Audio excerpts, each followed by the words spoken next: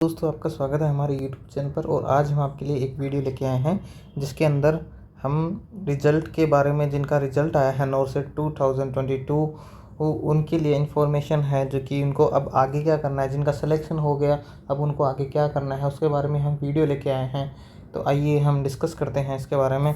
सबसे पहले आपको बता दें कि ये जो रिज़ल्ट है आपका नोटिफिकेशन 183/2022 आपका नोटिफिकेशन नंबर है जिसका रिज़ल्ट आया है। और ये आज रिज़ल्ट आया है 14/10/2022 को ये रिज़ल्ट आया है। इसमें आपका जो फर्स्ट राउंड है उसका अभी रिज़ल्ट आ चुका है। नेक्स्ट राउंड के बारे में हम आगे डिस्कस करने वाले हैं। ये आपका रिज़ल्ट है नॉरसेट 2022 का। तो इसमें हम बता दें कि जो फॉर्म भरे गए थे ये उसका अभी रिज़ल्ट आया था। रिज़ल्ट आने के बाद में आपका अब अलोकेशन हो चुका है। कौन सा हॉस्पिटल किसे अलोकेशन हुआ है उसके बारे में हम डिस्कस करने वाले हैं। देखो, अब उसके बाद में आगे क्या करना है ये हम डिस्कस करेंगे। तो उसके लिए हम देखते हैं क्या इन्फॉर्मेशन है। तो हम पेज के लास्ट में चलते हैं।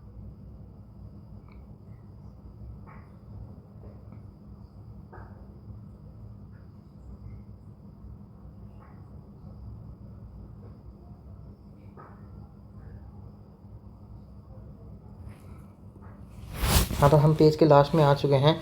इसमें कुछ इंपॉर्टेंट इन्फॉर्मेशन है जो सबको पता होनी चाहिए, जो कि इस तरह से है कि जो ये अब हम पढ़ते हैं क्या लिखा है। This result is provisionally and subject to verification and fulfilment of the eligibility condition as laid down in advertisement number 115/2022 dated 4/8/2022 all AIIMS and notice advertisement number 61/2022 NORCET admin 3 and dated 18/8/2022 for central government hospital and advertisement notice number. ये सारे advertisement number हैं जो कि AIIMS और central government के through निकले हुए हैं। जिनके ये एडवर्टाइजमेंट नंबर हैं वो उन्होंने बताया कि if any as published on website and communication send by email SMS registered mobile number. फिर बाद में लिखा है इसमें the institute allocation has been done in order to merit on the basis of NORCET 2022 rank. ये जो आपका institute allocation है वो आपके मेरिट के अकॉर्डिंग किया गया है, जो कि नॉरसेट 2022 में आपकी रैंक आई है उसके अकॉर्डिंग आपको एलोकेशन किया गया। According to online application for allocation of institute in order to preference and availability of seat respective category and respective participating AIIMS and central government hospital. ये आपकी कैटेगरी और उसके अकॉर्डिंग सब देख के और उस हिसाब से अवेलेबिलिटी सीट के हिसाब से आपकी एलोकेशन किया गया है। The eligibility of PWD candidate is subject to examination and decision of appropriate medical board technical committee as may be constituted by the competent authority at respective institute। ये जो भी PWD सीट आपको मिली है उसके बारे में आगे एग्जामिनेशन बोर्ड और मेडिकल बोर्ड डिसाइड करेगा कैसे क्या करना है, जो भी आपको इंस्टीट्यूट अलोकेट हुआ है। उसके बाद में बात करें the appointment of the provisionally selected candidate will be restrictly subject to verification of all original certificate of the candidate. जो भी आपका वेरिफिकेशन जो भी आपके अलोकेट हुआ है इंस्टीट्यूट वो आपका वेरिफिकेशन करेगा, डॉक्यूमेंट वेरिफिकेशन, सारे सर्टिफिकेट का वेरिफिकेशन करेगा। All original certificate and eligibility criteria will be thoroughly verified by the respective institute hospital eight the time of reporting joining. जो भी आपके जितने भी डॉक्यूमेंट है वो सारे इंस्टीट्यूट या हॉस्पिटल चेक करने वाला है at the time of reporting या फिर ज्वाइनिंग के टाइम आपके सारे डॉक्यूमेंट चेक होंगे, वेरीफाई होंगे। If any false wrong information is found at the any stage the candidate of the candidature of the candidate will be treated as withdrawn और cancel. अगर कुछ भी आपने डॉक्यूमेंट में गलत इन्फॉर्मेशन भरी थी फॉर्म में और वो गलत इन्फॉर्मेशन भर के आपने एग्ज़ाम दिया है तो आप कैंसिल कर दिए जाओगे। फिर आगे दे रखा है please note that the inclusion of list can not be claimed as right to employment to the post of nursing officer for AIIMS central government. अभी यहाँ से सिर्फ लिस्ट से आपका फाइनल नहीं होने वाला है, आगे आपकी प्रोसेस होने वाली है। The ministry of health and government of India participating AIIMS for central government hospital and NITRD and competent authority reserve to right the use और not to use the above list. अब ये hospital इस list को use में लेंगे या नहीं लेंगे वो खुद डिसाइड करने वाले हैं। ऑल द प्रोविजनल सर्टिफिकेट और all the provisionally selected candidate are mandatory required to log in portal through my page and accept the allocation made and upload the colored scanned copy of required original certificate latest by 17 October 2022 and report as per instruction by the allocated institute or hospital may issue date process of reporting as per approval of respective competent authority at respective institute directly to the candidate after publication of this result. ये जो भी आप जिनका भी selection हुआ है वो सारे आपका जो पोर्टल है आपने एम्स से जहाँ से फॉर्म भरा था वहाँ उस पोर्टल पे आपको लॉगिन करना है और लॉगिन करने के बाद में आपको जो ये एलोकेशन मिला है उसको एक्सेप्ट करना है। उसको एक्सेप्ट करने के बाद में आपके जो भी डॉक्यूमेंट हैं उनके कलर ओरिजिनल डॉक्यूमेंट को स्कैन करके आपको अपलोड करने हैं और ये सारे जो भी आप अगर कोई रिन्यू वाले डॉक्यूमेंट है तो उसको रिन्यू करना है, नहीं तो जो भी जैसे डॉक्यूमेंट है आपको कलर स्कैन करके आपको अपलोड करने हैं जो जैसे भी आपका इंस्टीट्यूट और हॉस्पिटल वो चाहता है। उसके बाद में जो आगे की डेट है वो डिसाइड करेंगे कि कब क्या आगे का प्लान करना है। पहले आपको ये सब करना है। The candidate who have been allocated institute are mandatorily required to select the option to accept. जो भी आपको मिला है कैंडिडेट उसको एक्सेप्ट का ऑप्शन करना है। Offered seat within the date specified following option will be available as allocation of institute. आपको जो वहाँ पर एक्सेप्ट का फॉर्म है वो एक्सेप्ट करना है आपको। या वहाँ पे आपको दो ऑप्शन मिलने वाले हैं। ऑप्शन वन में आएगा accept and wish to report and join the institute. जो आपको ऑप्शन 1 मिलेगा उसमें आपको एक्सेप्ट करना है और जो भी हॉस्पिटल मिला है उसको ज्वाइन करना है। इस लिस्ट में जो आपको हॉस्पिटल मिला है उसको ज्वाइन करना चाहते हो तो आपको ऑप्शन 1 चूज़ करना है। Participate in subsequent round of institution location, this is the final choice of institute by the candidate, जो कि आपकी फाइनल चॉइस होगी। उसके बाद में आप कोई चेंज नहीं कर सकते। उसके बाद में आपको एक ऑप्शन मिलने वाला है ऑप्शन 2। ऑप्शन 2 में आप देखोगे आप एक्सेप्ट तो कर रहे हो लेकिन want to participate in subsequent round, लेकिन आपको दूसरा राउंड में आपको जाना है। जो आपकी इस लिस्ट में जहाँ पे हॉस्पिटल मिला है उससे आप सेटिस्फाई नहीं है, आप दूसरे हॉस्पिटल चाहते हैं तो उसके लिए आपको ऑप्शन 2 चूज़ करना है। Of institute allocation to upgrade another institute which was higher in order of preference at the time of application of institute and where no offer has been made. If a candidate option for option 2 and offered AIMS of higher preference during subsequent rounds than the previous offered AIMS for which the option was chosen to will be vacated and the candidate will have to refollow the procedure mentioned for newly offered AIMS during ongoing rounds. Such candidates shall also complete other processes as required but will not be able to join on allocated institution. Any candidate joined during document verification irrespective of option shall be deemed to have option 1. इसमें आपको option 2 में आपको chance मिलेगा, आप दोबारा से round करवा सकते हो। आप उस हॉस्पिटल इस लिस्ट में जो आपका नाम है वहाँ से आप अगर सेटिस्फाई नहीं है तो आप ऑप्शन 2 को चूज़ कर सकते हैं जिसमें आपका दोबारा से राउंड्स होगा और वहाँ पे अगर कोई आपको सीट वैकेंट मिलती है तो उसमें आप जा सकते हो। अब नोट दे रखा है, if a candidate is offered post at any of the institute and does not select any of the above mentioned option within the time specified above, then it will be considered as the refusal by the candidate to accept any of the offered institute and his her candidature for this all subsequent rounds will be cancelled. अगर किसी ने ये accept नहीं किया है option, कोई भी option choose नहीं किया है तो उसका कैंसिल कर दिया जाएगा, वो फिर कोई भी हॉस्पिटल में ज्वाइन नहीं कर पाएगा। Option 2 shall not be available to those who have been allocated institute which was first preference and have to mandatorily chosen after option 1 and complete further processes as applicable.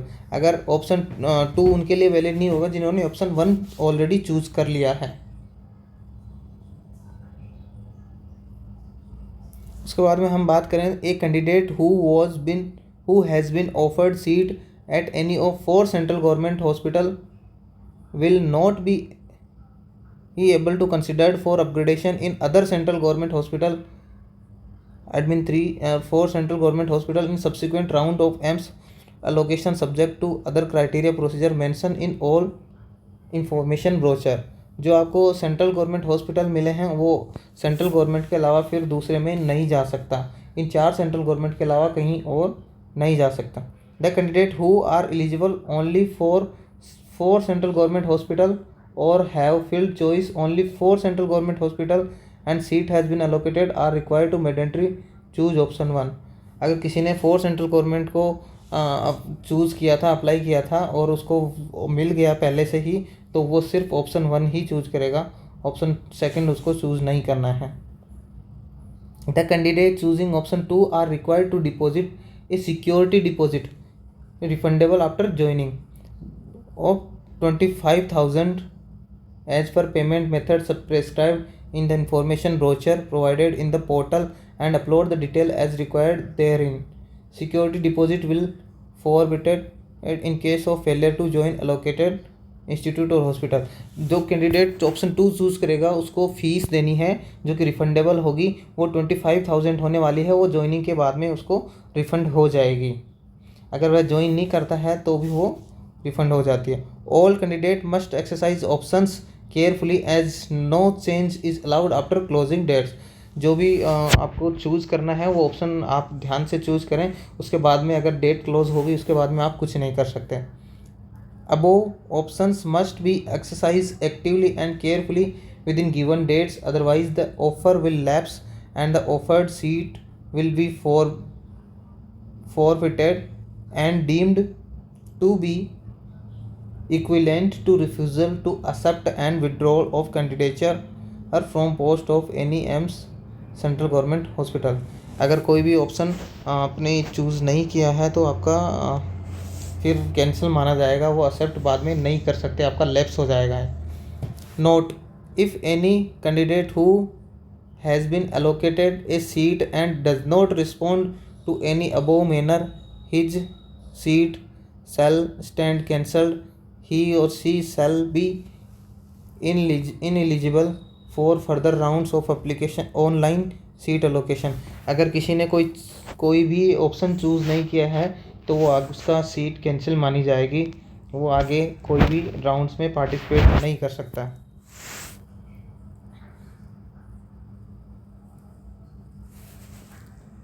All candidate who have been allocated any institute are required to upload following document. जो जिन्होंने भी allocated institute को accept कर लिया है उनको आपको ये सारे डॉक्यूमेंट ई डोजियर फॉर्म में अपलोड करने हैं। जो डेट दे रखी है वो दे रखी है 14 अक्टूबर से 17 अक्टूबर, 3 दिन का टाइम है आपके पास में। 14 से 17 अक्टूबर तक आपको अपलोड करने हैं सारे डॉक्यूमेंट। क्या क्या चाहिए उसमें देखो, सबसे पहले चाहिए आपको proof of date of birth और क्लास 10th मेट्रिकुलेशन सर्टिफिकेट। ये आपका सबसे पहले डेट ऑफ बर्थ का प्रूफ चाहिए, जिसमें आपका 10th का मार्कशीट भी लगा सकते हो या फिर और कुछ जो भी आपके पास प्रूफ है वो लगा सकते हो। उसके बाद है proof of essential education qualification, जो भी आपकी एसेंशियल क्वालिफिकेशन है वो उसका जो प्रूफ है वो सारा देना है। Original, provisional, degree, diploma certificate जो भी आपके पास में है वो डेट ऑफ रिजल्ट डिक्लेरेशन साथ में रहना चाहिए, कटा हुआ नहीं रहना चाहिए, या फिर डेट ऑफ इशू है जो भी है वो साफ क्लियर दिखनी चाहिए। उसके बाद में आपका रजिस्ट्रेशन सर्टिफिकेट, जो आपका रजिस्ट्रेशन सर्टिफिकेट है नर्सिंग काउंसिल का, स्टेट या इंडियन काउंसिल का जो भी है वो आपको अपलोड करना है। एक्सपीरियंस सर्टिफिकेट अगर आपने लगाया है, डिप्लोमा हो तो आपने लगाया है तो आपको सारा सब कुछ उसमें मेंशन होना चाहिए। उसमें बेड मेंशन होने चाहिए हॉस्पिटल के और ड्यूरेशन ऑफ एक्सपीरियंस सब मेंशन होना चाहिए, क्लियरली मेंशन होना चाहिए। उसके बाद में अगर आप कहीं वर्किंग हो, कोई भी central, state, PSB, PSU bodies में वर्किंग हो तो आपको एनओसी ज़रूर लेके आनी है, वो भी अपलोड करनी है आपको। और जो भी आपका कास्ट सर्टिफिकेट है वो आपका वैलिड सर्टिफिकेट आपको अपलोड करना है, जो भी कि रिन्यू होना चाहिए, एक्सपायर ही नहीं होना चाहिए। उसके बाद में हम बात करें पीडब्ल्यूडी सर्टिफिकेट, अगर कोई डिसेबिलिटी से आपने पीडब्ल्यूडी से फॉर्म भरा तो वो सर्टिफिकेट भी आपको अपलोड करना है। उसके बाद registration slip of online application, online registration having candidature signature, जो आपकी रजिस्ट्रेशन स्लिप है वो भी आपको अपलोड करनी है, जिसमें आपका साइन होने चाहिए। उसके बाद में हम बात करें, देखिए एडमिट कार्ड है वो भी आपको अपलोड करना है। हैविंग कैंडिडेट सिग्नेचर, जिसमें आपके सिग्नेचर होने चाहिए।